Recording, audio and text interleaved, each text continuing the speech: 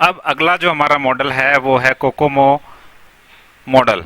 ये एक cost estimation model है जिसको हम कंस्ट्रक्टिव कॉस्ट मॉडल भी बोलते हैं। ये क्या है? कंस्ट्रक्टिव कॉस्ट मॉडल जो है ये एक मैथमेटिकल मॉडल है। मैथमेटिकल मॉडल है क्योंकि ये अनुमान लगाने में हमारी हेल्प करता है कि किसी प्रोजेक्ट को बनाने में कितनी मेहनत, कितना टाइम और कितने लोग लगेंगे।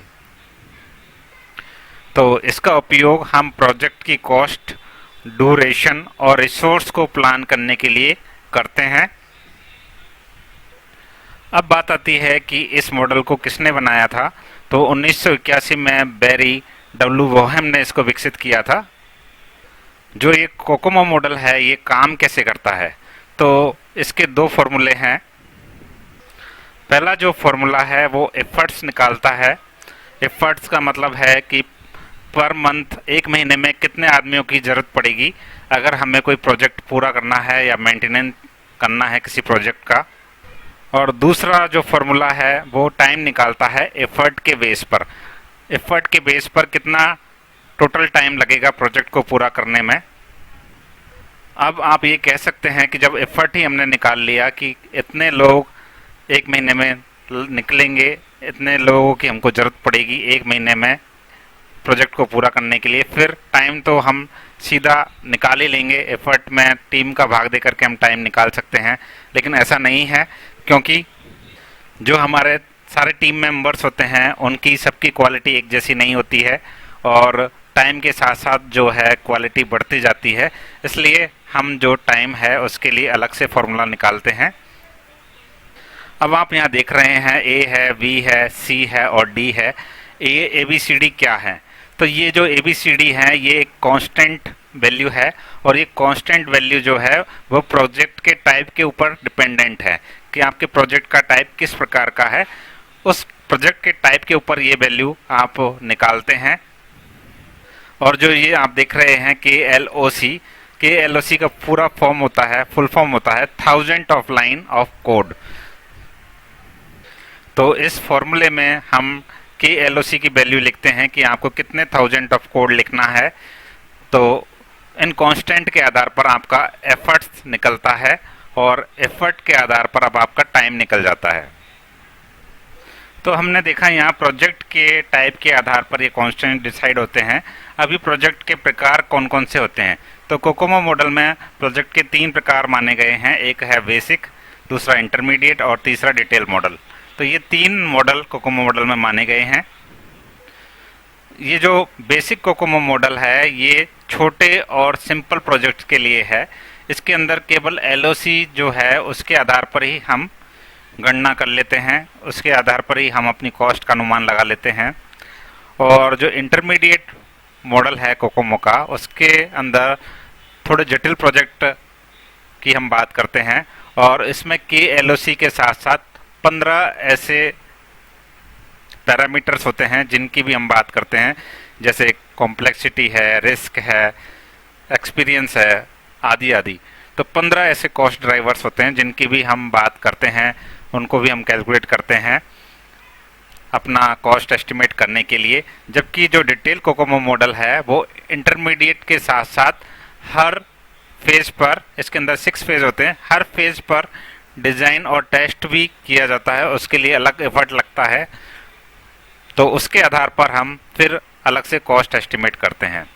तो इस तरह का जो प्रोजेक्ट है डिटेल कोकोमो वो बड़े और मिशन क्रिटिकल प्रोजेक्ट के लिए इस्तेमाल किया जाता है। तो 3 आधार पर हम कैलकुलेशन करते हैं, कोकोमो से कॉस्ट एस्टिमेट करते हैं।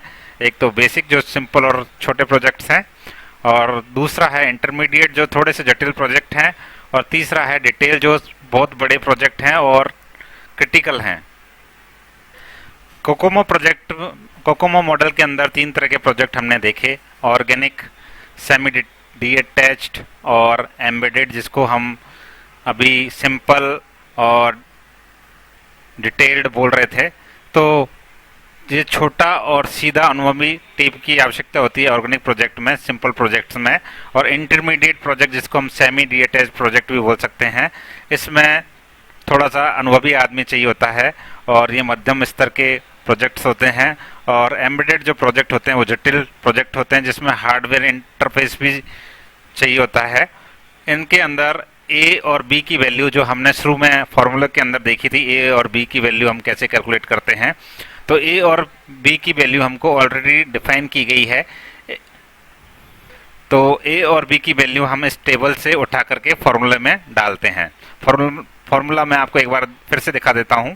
तो ये हमारा फॉर्मूला था एफर्ट निकालने का, जिसमें हमें ए और बी की जरूरत पड़ती है, और ए और बी की जरूरत अब हमको उस टेबल से वैल्यू मिल जाएंगी ए और बी की, तो हम एफर्ट निकाल सकते हैं। चलिए हम एक एग्जांपल देख लेते हैं।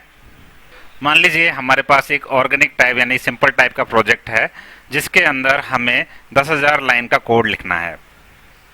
तो हम फॉर्मूले में 10 तो यहाँ लिख देंगे, 10,000 लाइन का हमें कोड लिखना है, और ए और बी की जो वैल्यू है वो हम टेबल से ले आएंगे। तो इस तरह अब हम इसको कैलकुलेट कर सकते हैं। तो एक आदमी, या हम कह सकते हैं एक महीने में 27 लोग इस प्रोजेक्ट को कंप्लीट कर सकते हैं। लेकिन टाइम की हम बात करें तो यहाँ से एफर्ट जो हमने निकाला है उसको यहाँ रखेंगे, और यहाँ सी और डी की वैल्यू को इंसर्ट करेंगे। तो इस तरह से हमारा 11 महीने का टाइम इस प्रोजेक्ट को पूरा करने में लगेगा। बात करते हैं कोकोमो जो मॉडल है इसका उपयोग करते क्यों है।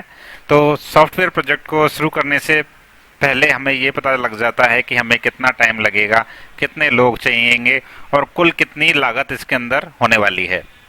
लेकिन कोकोमो मॉडल की कुछ लिमिट भी है। लिमिट ये है, ये लाइन ऑफ कोड पर डिपेंडेंट है, लेकिन लाइन ऑफ कोड जो हमें प्रोजेक्ट हम बनाते हैं वो शुरुआत में पता ही नहीं होती हैं।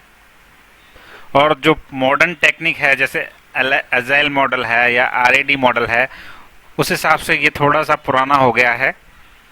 तो हमने पूरा कोकोमो मॉडल डिस्कस कर लिया है। एग्जाम पॉइंट ऑफ से वेरी इंपॉर्टेंट क्वेश्चन आते हैं इससे। तो कोकोमो मॉडल का पूरा नाम या पूरी फुल फॉर्म पूछी जाती है, जिसका नाम है कंस्ट्रक्टिव कॉस्ट मॉडल। किसने बनाया था इसको? बेरी वोहेम ने बनाया था।